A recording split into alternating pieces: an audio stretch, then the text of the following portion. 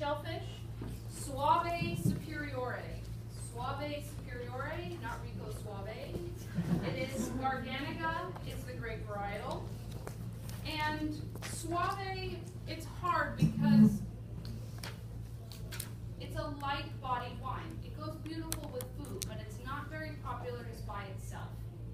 And this is one of those regions that has been promoted to a DOCG that in the wine world, some sommeliers and critics are going, why? So they're getting better. The producers, as Suave is becoming more popular, and now that it is recognized as a DOCG, some producers are really stepping up to the plate and making some very delicious wine. But you can also find some very, very inexpensive Suaves that I recommend that you look elsewhere in the world for your glass that evening. Then you have Recioto di Suave, and this is the sweet wine from the region. And the famous wine of Prosecco. How many of you have had Prosecco before? Yes, almost everyone. Prosecco, sparkling. If I say it's not done in the traditional method, and it's not done by adding carbon dioxide, and it's not done by the transfer method, what is the only method that's left? Tank, Charmat, Cuvée closed. The reason why they use the Charmat method to make this wine is because you want the essence of the fruit. You want the fruitiness in a Prosecco to come through. You don't want complexity of flavors with autolysis and yeasty notes. No. You want the essence of the fruit to continue in the glass. And so the Charmat method, Prosecco's on fire. Prosecco used to be the name of the varietal. Yeah, Prosecco used to be the name of the varietal. But guess what was happening? Californians started planting Prosecco. So they were making sparkling wines called Prosecco. Well, the growers and producers in Prosecco got pretty pissed because here you had these large companies taking over their market share, making Prosecco. American consumers couldn't tell the difference. And they were very, very smart. They changed the name of the varietal. So if you want to make a Prosecco, you must be in the Veneto. If you wanted to make a sparkling wine made from the grape formerly known as Prosecco, now known as Glera, Glera, then you can grow that wherever you want and make a sparkling wine called Glera. Wouldn't they be allowed in California to make a proprietary wine named Prosecco instead? Technically, yes. But if the producer respects the Madrid Treaty, then they would not. That also means that you wouldn't make almond champagne. Any of you ever heard of almond champagne? It's made in Temecula, California. In the dosage, they actually add almond extract with sugar and still wine. It's interesting. It's interesting. No, just flavor, just almond flavoring. That's weird. Yeah, and they call it almond champagne because they don't respect the Madrid Treaty, and it really upsets people from Champagne. So Prosecco, yes, Taylor. So, was it like warm fought over? Why was it called treaty? Well, it was countries coming together saying we will respect your controlled places of origin, your denominations of origin. So Gorgonzola will only be made in Gorgonzola, Roquefort, wines, but in the US, we didn't sign it, so we don't have to follow it. And that's why we can still make champagne, port, box of wine called Chablis, and Burgundy, Hardy Burgundy, all of those we can do. And Hardy Burgundy from Gala, when you buy the 3 liter for $5.99, It's nowhere near Pinot Noir. It's Thompson Seedless from the Central Valley of California. Wow. Yeah, not Pinot Noir at all. But that's why you can pay those prices. Okay, so we know Prosecco is going to be a dry to semi-dry, and it's easy. You can tell which style. You'll see brut means dry, extra dry, off dry. We know those from sparkling wines from other parts of the world, so that was easy to tell. Now, where are we going? We are going to Friuli, Venezia Giulia, and Trentino Alto Adige. These two regions have a lot of Germanic influence and some Austrian influence as well. High acid white wines. High acid white wines. It's a cool region. And what's fascinating, when I was in Friuli, I was in the city of Udine. We stood looking out at the water. I turned 180 degrees and I had the snow-capped Alps behind me. Beautiful. Cold, but beautiful. What are the famous varietals grown here? Well, in Friuli, it's Friulano. Millbrook produces a wine. Do any of you remember? I think you tried it. I remember seeing it. Chardonnay. No? Yeah? Okay, so there is a, Friulano is the new name for this varietal. It used to have a name before it. Tokai Friulano. Oh, yeah. Remember trying the Tokai Friulano? We didn't try it. No, don't try And to we try talked it. about it. We talked about Yeah. it with Millbrook. Wait, Well, wait a minute. Tokai Friulano has dropped the Tokai in every other part of the world that it grows in out of respect for Tokai, the sweet wine region from Hungary. That's spelled Tokaji. So Tokai Friulano, now known as Friulano, grows in Friuli. We're trying one of them today from one of my favorite producers, Livio Faluga, and it's going to be more of a medium minus slightly medium depending on the vintage type of white wine. I think it's beautiful as a first course. Yes? Does the Millbrook Friulano like stand up next to the Italian Friulano? Yeah. It's quite good. It's a very good wine actually. And very good, well priced as well. Trentino Alto Adige. This is Pinot Grigio country. Pinot Grigio country that is lighter in body than, lighter in body than Pinot Gris from Alsace. Because what type style of Pinot Gris do they grow in Alsace? Dry, but what body? Like medium. Medium to full body. Oh. These are nowhere near medium to full body. These are light to maybe medium. Is it because they're close to the Alps, it's a low, it's a short growing season? Yes, it is a shorter growing season and they don't harvest them as late. And they only make dry wines here. I mean, I should say dry styles of Pinot Grigio. You're not going to see late harvest like you see in Alsace. Now, traveling to the south, we are moving to Campania. Campania is the front of the ankle on the boot. Beautiful volcanic soils. And we are tasting a Taurasi today that is 100% Aglianico, grown on volcanic soils, and it's a DOCG from Campania. As I see right there, Taurasi. Taurasi wines can age. There's kind of the unknown, really good Italian reds. You know, so many consumers go to Tuscany and Piedmont, and we already introduced those two regions to you. But this is the hidden gem. Very value-oriented in pricing, incredibly age-worthy, decanted when open, let it breathe, and it's gorgeous.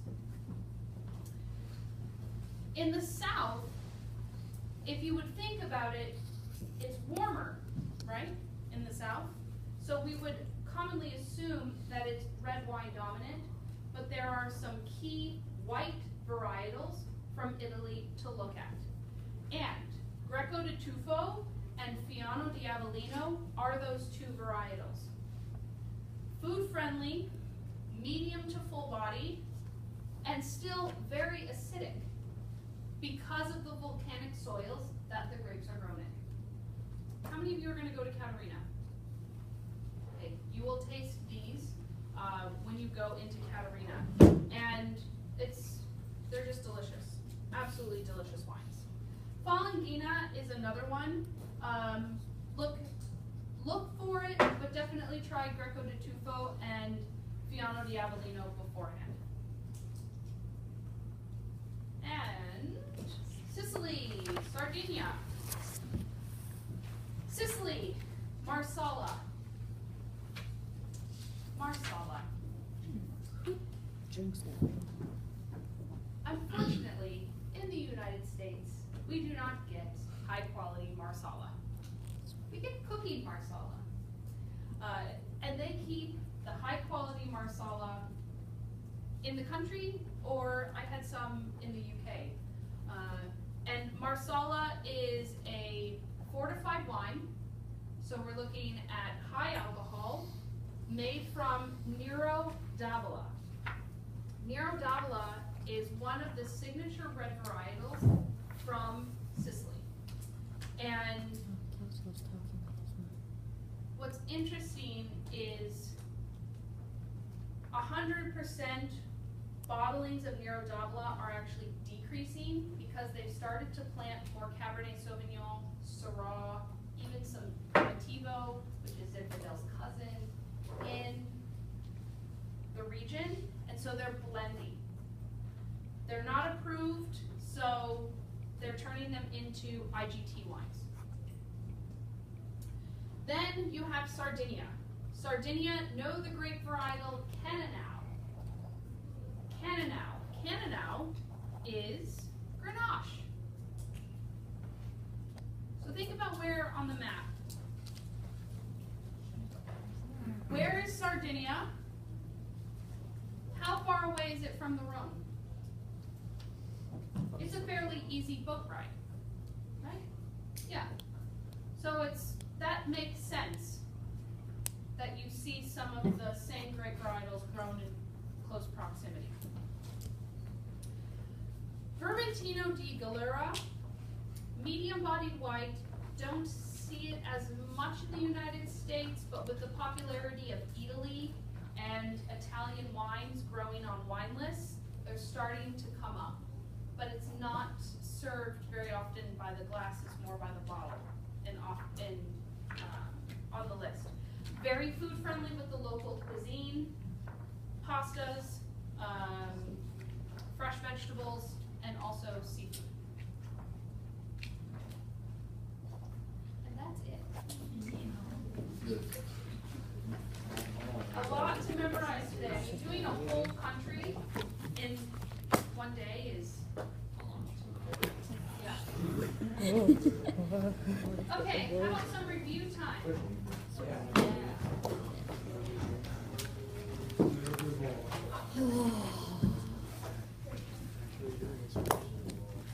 Done.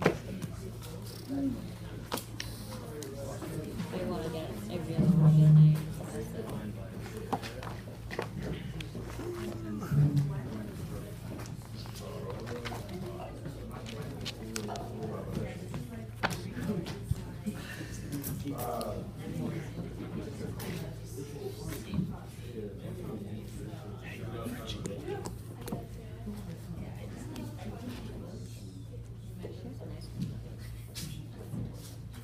It's very like good teacher handwriting. Teacher handwriting. It's easy to read and understand. Yeah.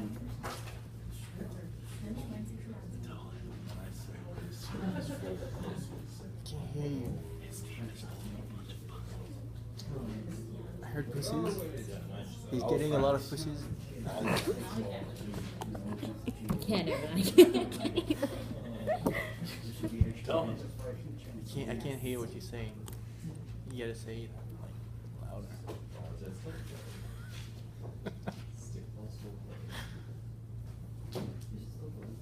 Write it down.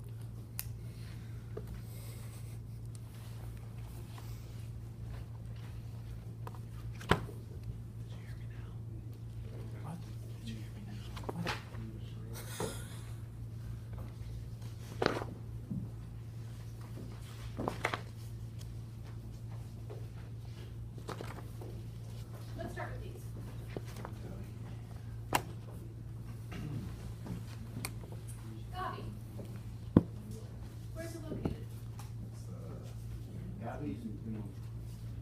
Yeah. And Chianti. What are the 3 different ways that Gavi can be written on a wine label? Gavi, and Cortez de Gavi. Cortez. So Gavi, Gavi de Gavi, and Cortese de Gavi. What is the grape varietal? Cortez. Cortez. Cortese. Yes. And again, what region is it located in? Piedmont. Piedmont. Chianti. How many of you have had a Chianti before? A couple of you. Okay. And Chianti's not, you know, the wicker basket wrapped bottles. Swap that or stuff out. Where is Chianti located? Toscana. Toscana or Tuscany? And the dominant grape varietal? Sangiovese. Very good. So Chianti from Tuscany, made with Sangiovese. If I said Chianti Classico, what would be the difference between Chianti and Chianti Classico? It's good in the Heartland. Very good. Classico is heartland. Doesn't necessarily mean that the grapes are older. The grapevines are older. No, it does not. That's a common misperception. So, the heartland is where the vines started, where the region started. But as the region has grown and years have passed, some of those original vines have had to be torn up because of disease or not producing enough and have had to be replanted.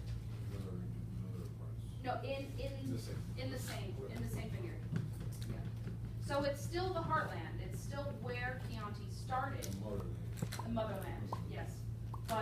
And now Chianti has actually grown into 7 different zones. Colli Sensi, Colli Fiorentini, and you're seeing producers celebrate being in these smaller zones. So it's almost taking like Napa Valley, and then if you had Napa Valley Classico, and now you're growing with Rutherford, Oakville, Mount Veeder, Carneros, and they're celebrating them. Barolo. The king of what? Red Nebbiolo, from what region? Piedmont. If I said, who is his queen? Barbaresco. Barbaresco. Where's Barbaresco located? Piedmont, and the grape varietal is? Nebbiolo. Good. And just know, for your own personal knowledge, Barbaresco is aged less than Barolo. Dolcetto d'Asti, what type of label is this? Grape in place. Grape and place. Very good. What is the grape varietal? Dolcetto. Dolcetto. What is the place? Asti. And where is Asti located? Piedmont. Piedmont. Piedmont. Piedmont. Beautiful with the famous truffles. Taurasi. Where is Taurasi located?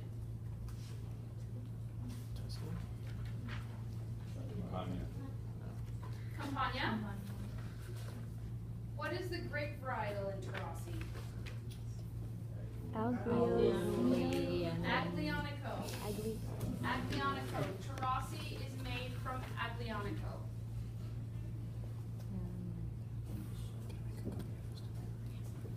What type of label is this?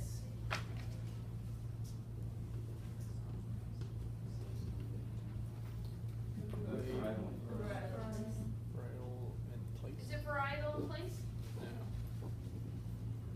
So what are the 4 options? Varietal in place, Only varietal. varietal, Place. Place. place, Proper. proprietary.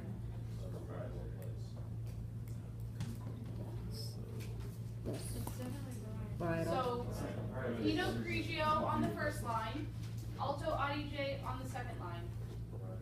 In place. Do I have an of in between the 2? No. So varietal. Thank you. So this is just a varietal with Alto Adige being the place name, the place. So varietal label, but it's indicated where that varietal is from. But this is the perfect example of a varietal and place, because you have the D apostrophe, of or from. This one. What type of label is this? Viral and It's a varietal, risen. but what classification on your pyramid of levels of Italian wines would this fall under? IGP. Why do you say IGP? Because the region. Just a random guess. Correct answer, it is IGT, but not because of, because Tuscany, Yes, region. Pinot Grigio is not known from Tuscany. Oh, okay. So what are the 3 reasons why you could have an IGT wine? Non-traditional grapes, traditional, non-traditional blend. And? All traditional grapes that is non-traditional. Non-traditional recipe, yeah. Right, exactly. So those are your 3 reasons. Pinot Grigio, Tuscany is too warm traditionally for Pinot Grigio, but now they are starting to plant it there because Pinot Grigio has become so popular. So it's it's kind of a cross between, or it falls within, it's lighter in body than Alsatian Pinot Gris, but richer in body than Alto-Adige Pinot Grigio. Kind of a mid one. Roero Arnaz, what is the grape varietal? Arnaz. Where is the place that it's from? Roero. Where is Roero located? Piedmont. Yes. And what type of label is this? Grape and place. Place and varietal, right. And you all know why they flip-flopped it. So this is the exception of it is their varietal and place, just like Dolcetto is listed, but instead of having of or from in front of it, it's place then varietal. So that's a little tricky one. Asti. What is Asti? Place. Place. It's a place in Piedmont, and if you see Asti on a label, what does that mean? Just Asti. Made from Moscato grapes, yes. And sparkling. And sparkling. Moscato d'Asti. What type of label is this? Varietal place. Varietal in place, yes. What is the grape varietal? Moscato. Place. The Asti. From region. What is its level of sparkling? Frizzante. Lightly Easy. sparkling frizzante. Easy. Frizzante. Frizzante. Frizzante.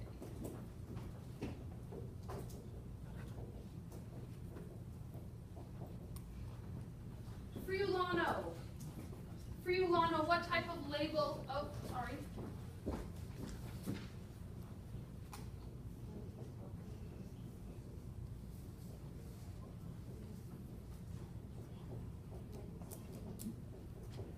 Okay. If you saw that on a label, what type of label is this? Place. Go Go with your gut. Place. Say again what you said. Place. Varietal, yes, very good. So you are, Friulano is the varietal. What region of Italy is Friulano known to be from? What area? Yes. Friuli. Friuli, yes, which is located where in Italy? Northeast.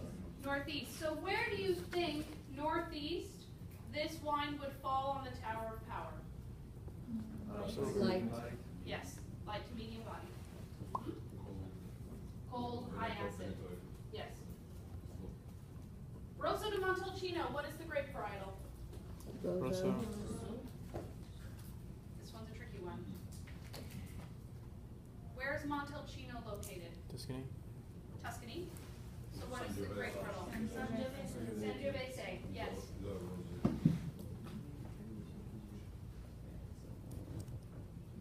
What is the name of the wine that is considered Rosso di Montalcino's big brother? Brunello di Montalcino. Brunello di Montalcino.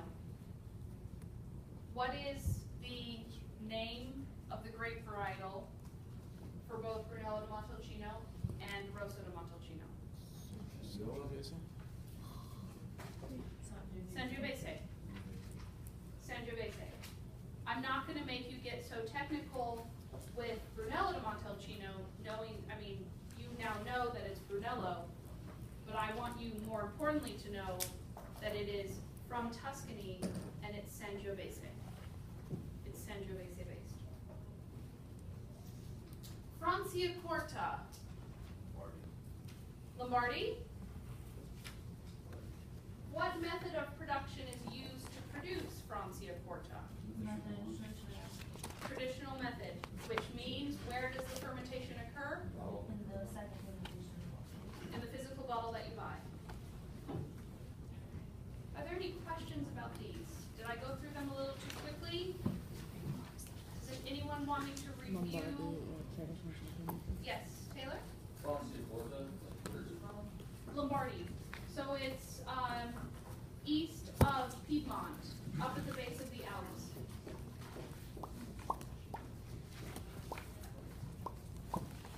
And it's a DOCG wine, and it's sparkling. That's why it's special.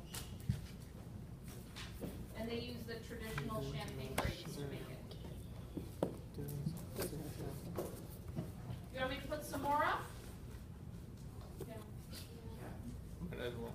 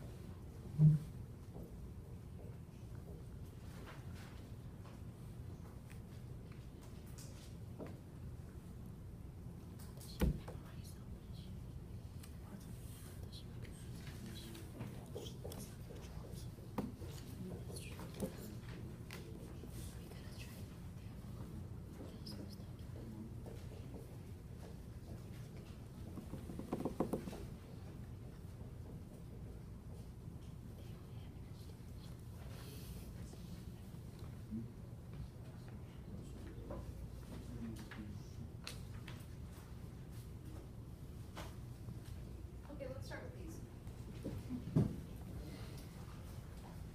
Roero Nebbiolo. Place? Piedmont. Roero, grape varietal. Nebbiolo. Prosecco. Place. Yes. It's also great, no? Used to be a Used to be the name. What is the grape varietal now for Prosecco? Clara. Clara. Mhm. Method of production dictated by Prosecco, DOC. Charma. Charmat method. Good.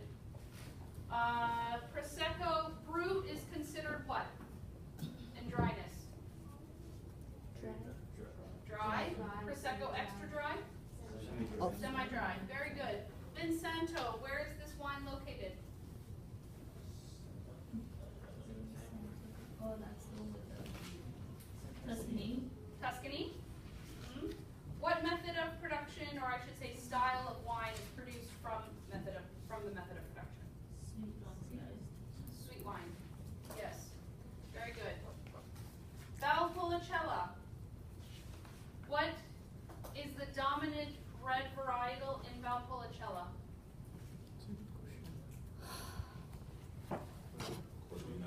Corvina, followed by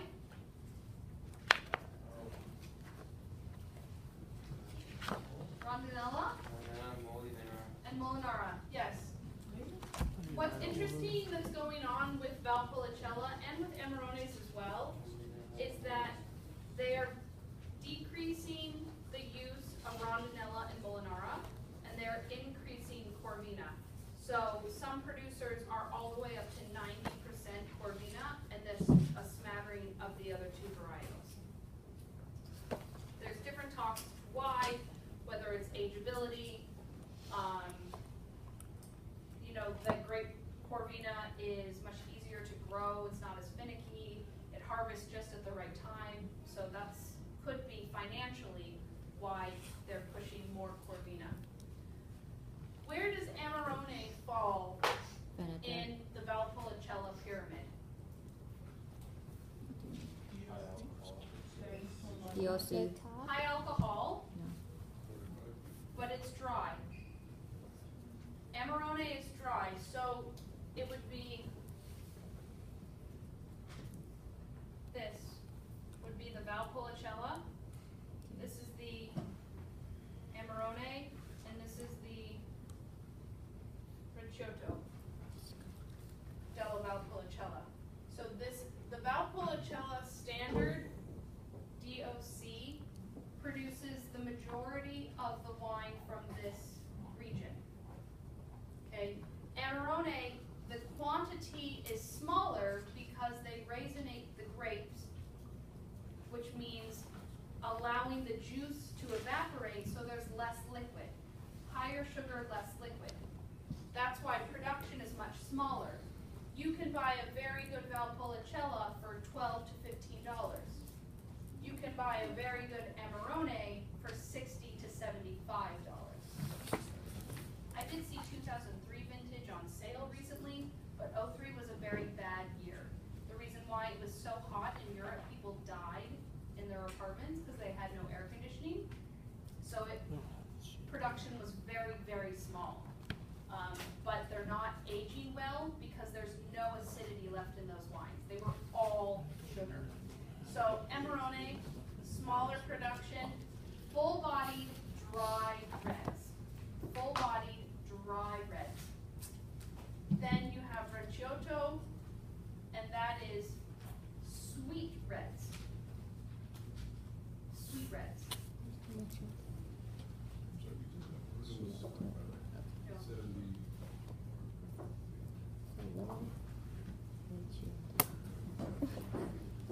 Because it's not,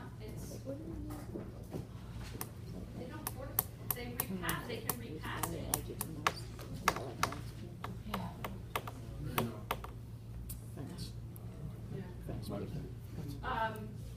Because what sometimes they'll do is they'll repass.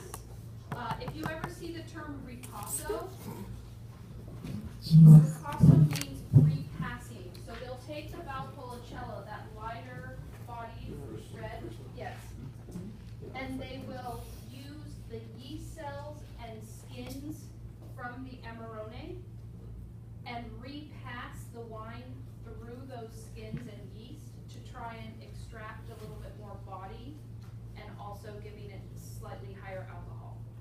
So you're going from 12% alcohol to 16.5% alcohol.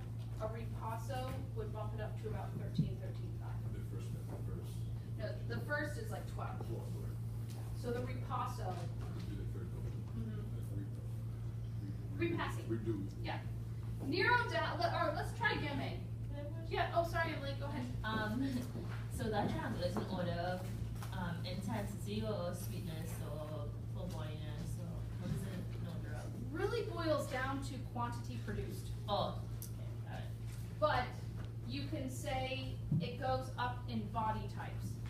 Because Valpolicella is the least body, Amarone is still, it's full body, but then the Recioto della Valpolicella is sweet and full body. Okay, let's talk about Gemay. I'm throwing it out there. It wasn't bolded on the PowerPoints, but I just thought we would try. From Piedmont. So if I tell you it's red, what's the varietal? Just kidding.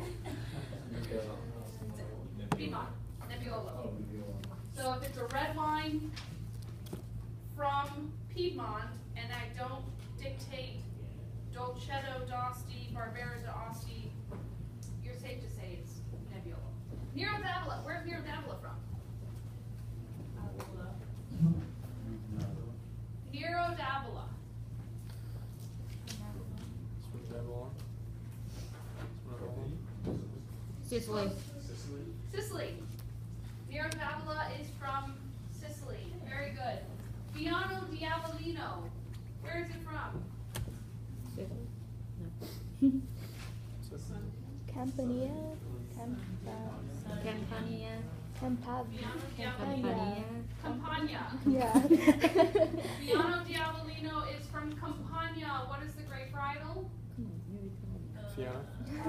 Fiano. And where would this wine fall on the Tower of Power? High or full Full body. body. Medium to full bodied white.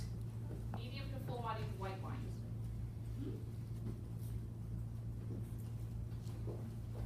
Let's see if I'm forgetting.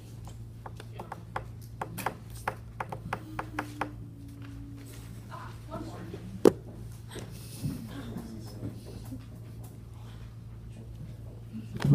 Suave.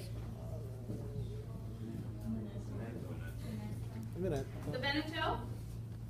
Grape varietal. Garganega.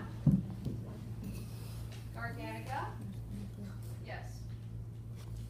And where would this wine fall on the Tower of Power? Light bodied white. Yes, very good. Light bodied white. Medium. Any other questions?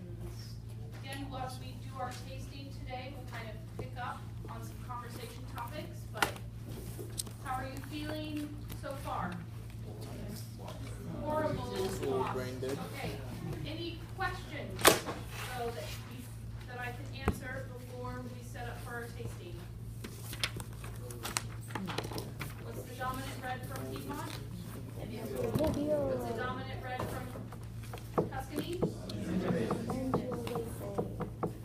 And what is the red varietal from Campania? Fiona. Aglianico. Oh. Aglianico. Yeah. What is the famous white varietal from Friuli? Friulano. What is the famous white, high acid, sometimes nondescript varietal from Alto Adige? What's your Pinot Grigio. Yes. If you see Pinot Grigio on a label from Tuscany, what classification is that wine going to be?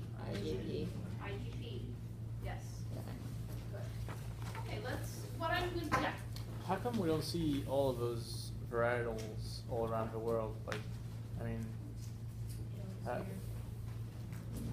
They are becoming more popular in the U.S.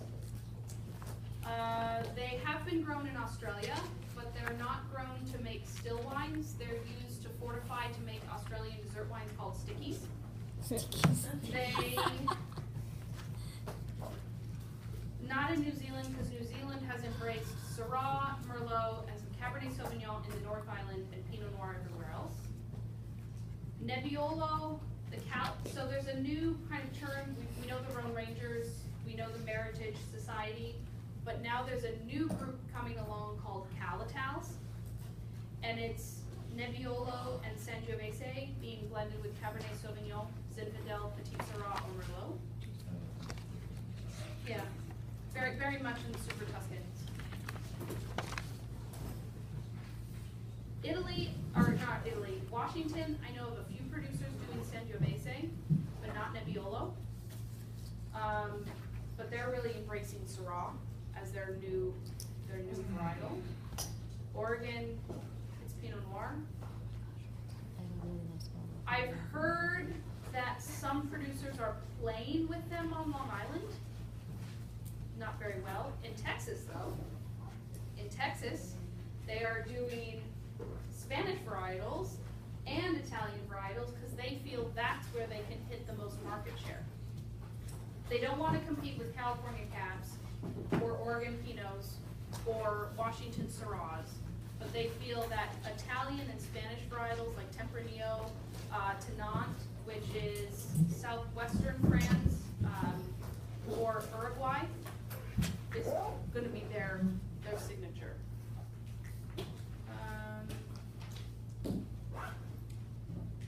The traditional French varietals, Cabernet Sauvignon, Merlot, Syrah, those are what's driving the force in Chile for the inexpensive table wines. Malbec is Argentina. They just do it so well. But again, it's like little pockets, nothing really to write home about. Yeah. Well, and what's fun with Italian wines is they are perfect with food. I mean, every time I teach my Italian wine lecture, I go home and I eat like a pig because they're so acidic, and I leave the class incredibly hungry. And I'm like, I'm gonna make pasta, I made some pizza once. I mean, it was just like, wow, I need to eat food. Is this happening to us? An average American consumer wants wines that are so big that they're a meal in a glass, whereas these, they're not a meal in a glass. Except Nebbiolos can be. And we'll see, because Nebbiolos are like rose-colored tar, and they're very, very tannic, but they're just beautiful. They're just beautiful to drink. So we'll see. Maybe in 10 years, India might embrace those varietals, because China is doing all French. China's only doing French varietals. Also, is there any region that is making rosé still wine? Rosé still wine? Yeah. Yeah, Tuscany. You'll find some in Piedmont, Emilia-Romagna. One thing this isn't covered in the PowerPoint, but in Emilia-Romagna, you know, Parmigiano Reggiano, you have the beautiful balsamic vinegar, and you have Lambrusco. Lambrusco, your parents might be familiar with Lambrusco. It's a sparkling red wine, but it is delicious. And they used to only make really sweet, sticky kind of sparkling red wines, predominantly made by Riuniti. If you ever heard the commercial, Riuniti is nice, Riuniti on ice. It's what put Banfi Vintners on the map as an importer. And Lambrusco, I just tasted it last week, and I haven't had it in a long time, with the Italian food and wine and agriculture class. I was like, oh my gosh, so good. But I wanted a balsamic dressing. It was like sparkling balsamic, almost. Really good. So but that's a little bit darker. Sorry, I went off on a tangent. But they're also doing, Umbria has Sagrantino di Montefalco and Orvieto, but they're doing rosés. SSS is outside of Rome. In the south, I've heard they're making them, but we don't see them much in the US. We see predominantly from Piedmont, from Tuscany, and the Northeast as well.